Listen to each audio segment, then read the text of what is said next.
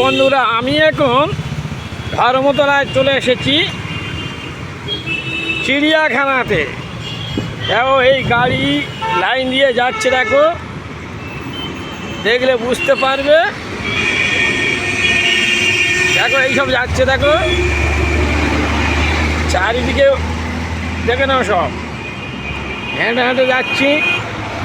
তোমরা যদি কলকাতা ধর্মতলা চিড়িয়াখানায় চলে আসো, সব কিছু দেখা যাবে এই শীতের সময়, বুঝতে পেরেছো?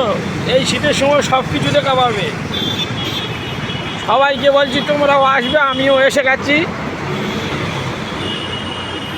এখন গাড়ির এত লাইন, এই গাড়ির লাইন পার হয়ে গেলে তবে আমি কাটবো। হেঁটে যেতে হচ্ছে। এইসব গাড়ি দেখো যাচ্ছে, সব গাড়ি দাঁড়িয়ে আছে। সামনে দেখো পিজি হসপিটাল, পিজি হসপিটাল সামনে দেখো যাচ্ছি। দেখো পিজি হসপিটাল সামনে হেঁটে যাচ্ছি। দেখো পিজি হসপিটালের কাছাকাছি এসে গেছি, পিজি হসপিটালের কাছাকাছি এসে গেছি। দেখো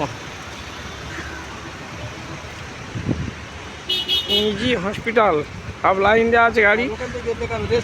হ্যাঁ,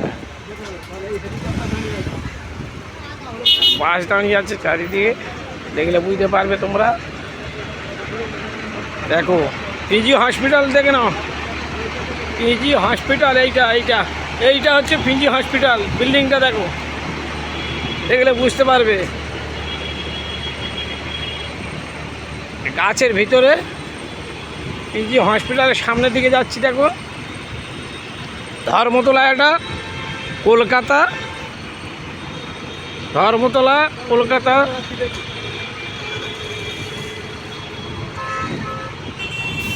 যাবে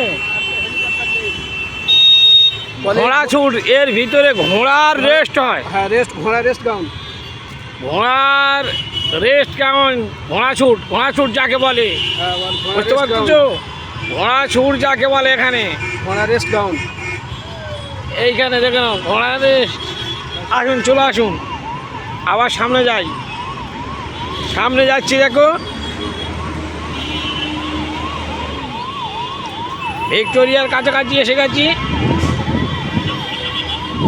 পিজি হসপিটালটা দেখা পাচ্ছ তো, বিশাল বড় পিজি হসপিটাল। দেখো বিশাল বড়, কলকাতার নাম করা মুখ্যমন্ত্রী দিদির বাড়ির সামনে, দেখে নাও। তোমরাও আসতে পারো যে কোনো রুগী নিয়ে।